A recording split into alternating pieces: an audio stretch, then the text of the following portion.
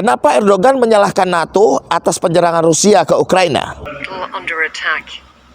As we headed for the city this morning, there was little. Erdogan kali ini di persimpangan jalan. Dia tidak bisa memihak kepada Rusia atau Ukraina karena kedua-duanya teman baik. Namun dalam hal ini Erdogan menyalahkan NATO karena ulah NATO lah Rusia jadi menyerang Ukraina. Selain itu, Erdogan juga menyalahkan NATO yang membiarkan Rusia menyerang Ukraina.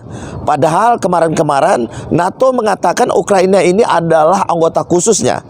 NATO membujuk Ukraina dan memberi iming-iming agar Ukraina bergabung dengan NATO.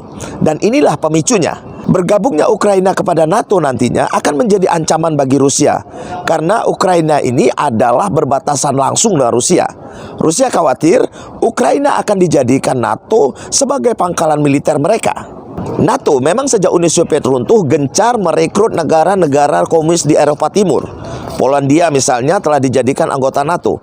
Nah, kekhawatiran Rusia ini memang sangat beralasan. Wajar saja kalau Rusia membuat reaksi yang berlebihan. Melihat Ukraina diserang Rusia yang tidak seimbang ini, Erdogan marah kepada NATO. Dan dia mengkritik kenapa NATO membiarkan Ukraina diserang. Padahal Erdogan sendiri memang anggota NATO.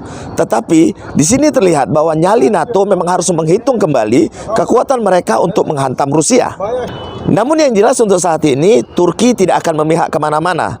Meskipun kemarin Ukraina meminta kepada Turki agar menutup Selat Bosporus untuk kapal-kapal Rusia. Sehingga dengan tekanan ekonomi ini Rusia bisa menghentikan serangannya terhadap Ukraina. Tampaknya persahabatan tiga negara ini memang dalam ujian. Keakraban Erdogan saat makan es krim dengan Putin masih belum lupa dari ingatan kita.